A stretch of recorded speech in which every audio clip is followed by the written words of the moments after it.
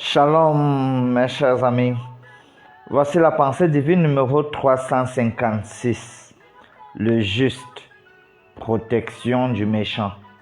2 Rois, le chapitre 3.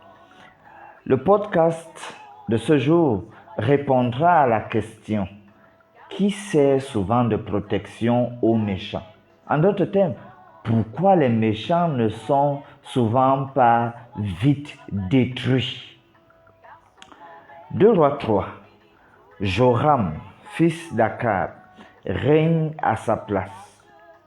Joram fait ce qui est mal aux yeux de l'Éternel, mais avec une moindre intensité. Comparativement à son père Akab et à sa mère Jézabel. Face à la révolte du roi de Moab contre Israël, Joram sollicite l'appui de Josaphat, lequel fait qu'on puisse consulter Élisée, le prophète. Élisée, par la parole de l'Éternel, stipule que non seulement la vallée se remplira d'eau, ce qui est un obstacle immédiat qu'ils avaient devant eux, mais aussi que l'Éternel livrera Moab entre les mains de la coalition des rois soutenant Joram. Il y avait le roi de Juda et le roi d'Édom qui sont venus soutenir Joram. Cela arrive ainsi, selon la parole d'Élisée. Notons bien que c'est par égard à Josaphat.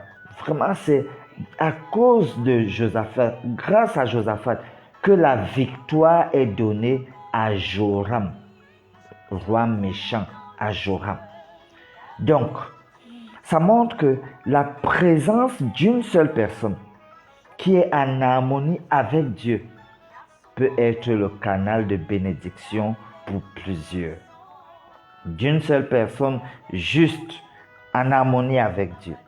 Alors, de la même manière, Jésus a dit à ses disciples que, voilà, vous êtes la lumière du monde. En réalité, c'est grâce à la présence des justes que les méchants ne sont pas encore détruits. C'est-à-dire que la présence du juste, des justes, c'est une protection pour les méchants.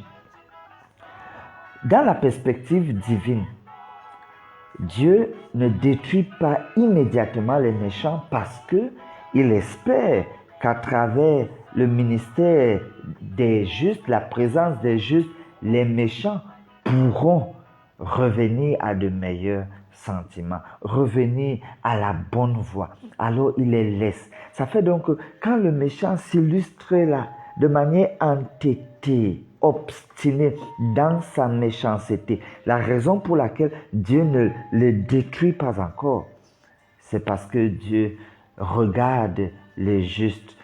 Le juste est en train de servir de protection aux méchants parce que Dieu a espoir que le juste, à travers ce qu'il va faire, le méchant pourra revenir à de meilleurs sentiments, sortir de sa méchanceté. Donc, le juste constitue une protection momentanée pour le méchant.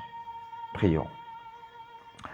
Dieu notre Père, merci parce que tu fais de nous, tes enfants, une protection pour les méchants, dans l'espoir qu'ils s'amendent, qu'ils quittent leur méchanceté et t'acceptent pour être justifiés.